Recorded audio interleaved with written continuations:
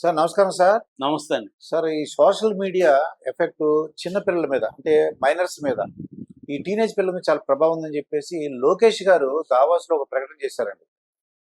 ఈ 16 ఏళ్ల లోపు వాళ్ళకి ఈ సోషల్ మీడియా ప్రొహిబిట్ చేస్తాము అనేసి అంటున్నారు. ఇది అసలు సాధ్యం అవుతుందంటారా? ఇది ఎంతవరకు ఉపయోగపడుతుంది ప్రజలకి? ఇది మంచిదా? చెడ్డదంటారా?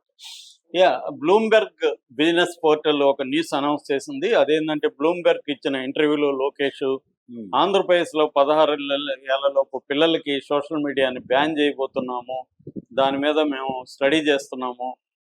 ఆస్ట్రేలియా చట్టం ఈ మధ్యనే ఆస్ట్రేలియా చట్టం తీసుకొచ్చింది, ఆ చట్టాన్ని మేము పరిశీలిస్తున్నాము, హ్మ్.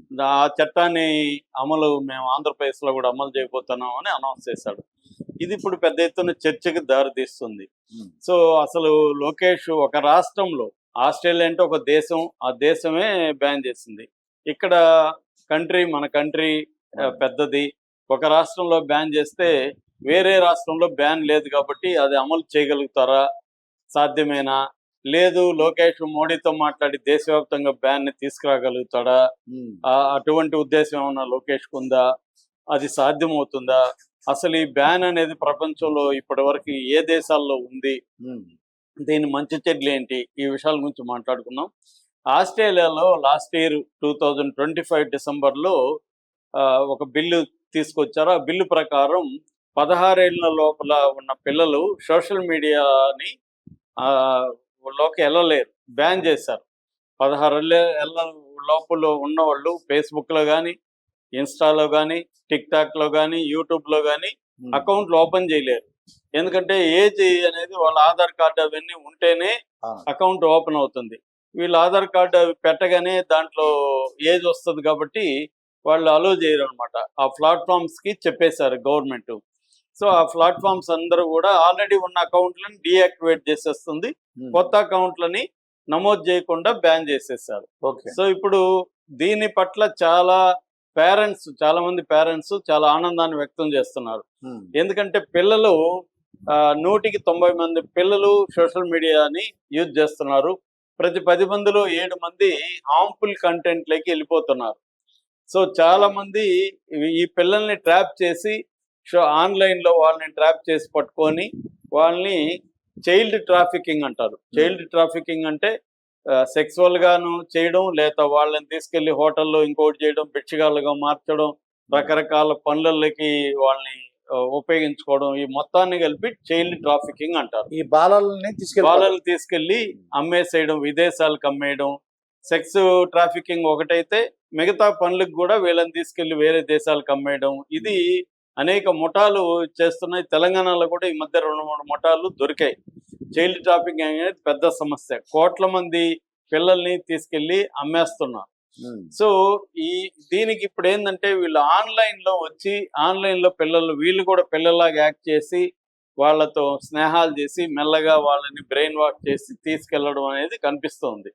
అంటే స్టడీ చేసి వాళ్ళ పేరెంట్స్ ఎవరు, వాళ్ళ బ్యాక్గ్రౌండ్స్ ఎవరు ఏంటి, ఇవన్నీ స్టడీ చేసి ఓహో వీళ్ళని మనం పట్టుకోవచ్చు అని చెప్పి వాళ్ళని పట్టుకోవడం అనేది జరుగుతుంది. రెండవది, ఈ పిల్లలు పోర్న్ కంటెంట్, మిగతా కంటెంట్లకి వెళ్ళిపోవడం, ఆన్లైన్ గేమ్స్, బెట్టింగ్ యాప్లకి వెళ్ళిపోవడం, ఇలాగ అంతా కూడా వెళ్ళిపోతున్నారు.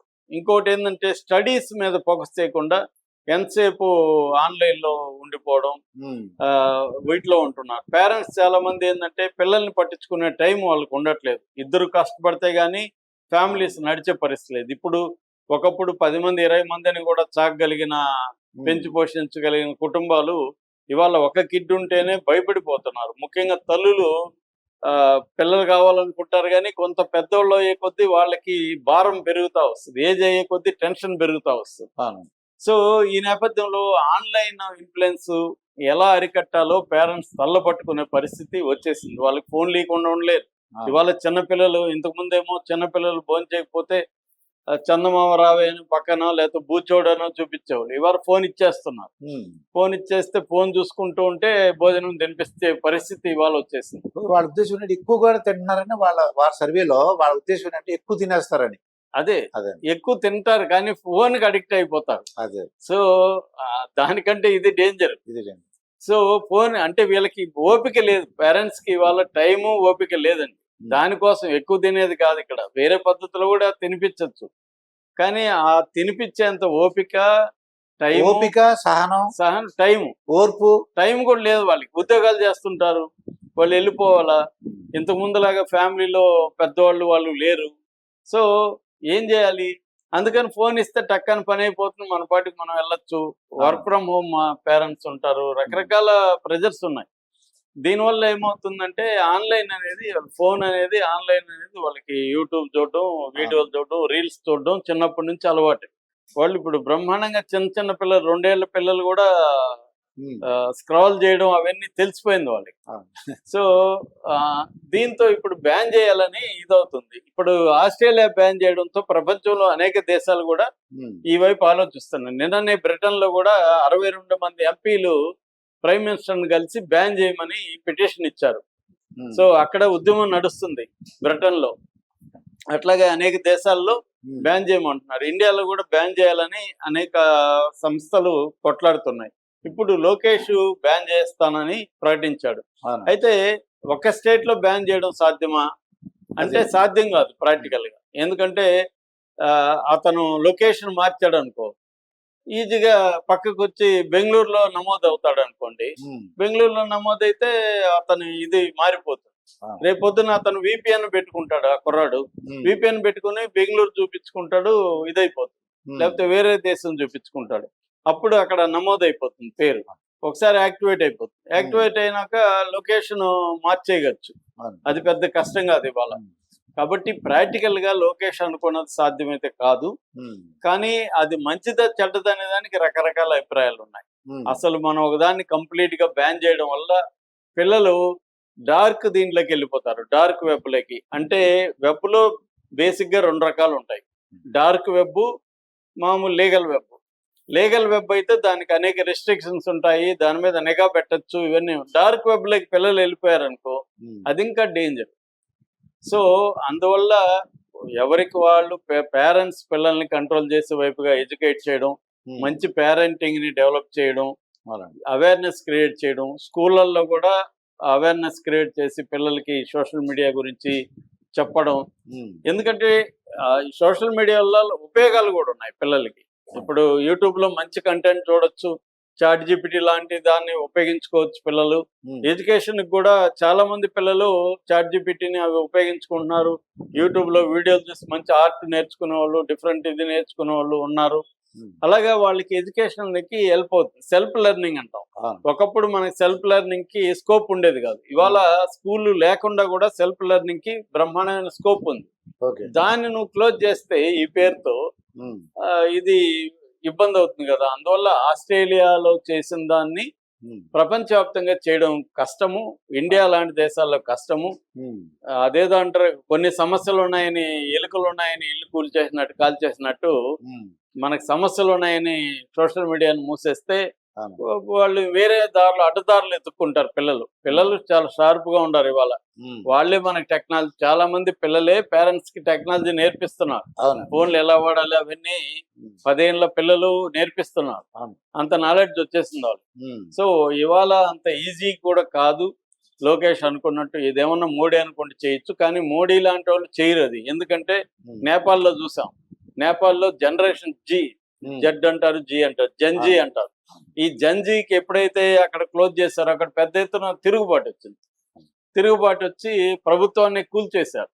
రేపొద్దున 16 ఏళ్ళు అంటే ఈ పిల్లలు వాళ్ళ అన్నలు వాళ్ళతో వాళ్ళు వీళ్ళందరూ కలిశారనుకోండి, ఇక్కడ కూడా మోడీకి చాలా తీవ్రమైన వ్యతిరేకత వస్తుంది. వీళ్ళే కదా కాబోయే ఓటర్లు, వీళ్ళు ఇన్ఫ్లుయెన్స్ చేయగలరు కూడా. కాబట్టి అదంత ఈజీ కాదు ఇండియా లాంటి దేశాల్లో. ఏదేమైనా సోషల్ మీడియా వల్ల చాలా నష్టాలు ఉన్నాయి, అట్లాగే లాభాలు కూడా ఉన్నాయి. నష్టాల నుంచి కాపాడాల్సిన బాధ్యత పేరెంట్స్ దే, పిల్లల్ని గైడెన్స్ ఇవ్వాలి. అట్లాగే స్కూల్ యాజమాన్యం కూడా పట్టించుకోవాలి. అంత మాత్రం వాళ్ళు కంప్లీట్ గా బ్యాన్ చేస్తే క్యూరియాసిటీ పెరుగుతుంది. మనకు పాత కథ ఉంది కదా, తూర్పు వైపు వెళ్ళొద్దురా అంటే వాడు అటువైపు వెళ్తాడు. ఎందుకంటే అక్కడ ఏముందో అని చూద్దామని. తూర్పు వైపు మనమే చూపించేసాం అనుకో, తీసుకుపోయి ఇంతేనా ఇక్కడ ఉండేది అనుకుంటాడు. అలాగా నువ్వు ఏది వద్దంటే అదే చేద్దామనే నేచర్ హ్యూమన్ నేచర్ లో ఉంటది. ముఖ్యంగా పిల్లలకి ఆ నేచర్ ఎక్కువ ఉంటది. సో ఎప్పుడైతే బ్యాన్ చేసావో వీళ్ళు ఏముంది, ఎవరిదో అన్నదో నాన్నదో తీసుకొని వాడరు అనేది ఏముంది. అవును. కాబట్టి కంప్లీట్ గా బ్యాన్ అనేది మంచి ఐడియా కాదని చాలా మంది చెబుతున్నారు. ఇక్కడ బ్రిటన్ లో కూడా అనేక చైల్డ్ వెల్ఫేర్ సంస్థలు కూడా దాదాపు 16 సంస్థలు బ్యాన్ వ్యతిరేకిస్తూ నిన్న ఓకే. మాట్లాడారు. ఉమ్. కాబట్టి ప్రపంచవ్యాప్తంగా దీనిపైన భిన్నాభిప్రాయాలు ఉన్నాయి. ఉమ్. ఏదేమైనా లోకేష్ అనుకున్నది ప్రాక్టికల్ గా అయితే సాధ్యమా అనేది ఉమ్. చూడాలి. అతని ఉద్దేశం మంచిదే కావచ్చు, ఎందుకంటే పిల్లల మీద దుష్ప్రభావం పడుతుంది అనేది లోకేష్ ఆవేదన. అవునండి. అది అర్థం చేసుకోదగింది, అది అప్రిషియేట్ చేయాలి. కానీ ఆయన వల్ల సాధ్యమవుతుంది అనేది చూడాలి. ముఖ్యంగా నేను అనుకుంటున్నా అది సాధ్యపడాలని కోరుకుందాం. ఎందుకంటే దానివల్ల క్రియేటివిటీ పోతుందండి. సోషల్ మీడియాలో ఇన్వాల్వ్ అయిపోయి వీళ్ళు అదే కొత్తగా అనేక ఆలోచించడం నష్టాలు మానేస్తారు. ఉన్నాయి, దాంతోపాటు అనేక లాభాలు కూడా ఉన్నాయి. దాన్ని ఎలా బ్యాలెన్స్ చేసి చేస్తాం అనేది, అంటే చూడాలి. బ్యాన్ సక్సెస్ అవుతుందా లేదా అనేది ఇప్పుడు ప్రపంచంలో ఒక ఆస్ట్రేలియాలో మాత్రమే బ్యాన్ చేశారండి, ఎక్కడా బ్యాన్ చేయలేదు. చేయలేదు. సరే, కాబట్టి ఆస్ట్రేలియాలో ఎంత సక్సెస్ అవుతుందో తెలియదు. ఉమ్. ఇది ఒక ఎక్స్పెరిమెంటే. అంతే. ఈ ప్రయోగం ఏమవుతుంది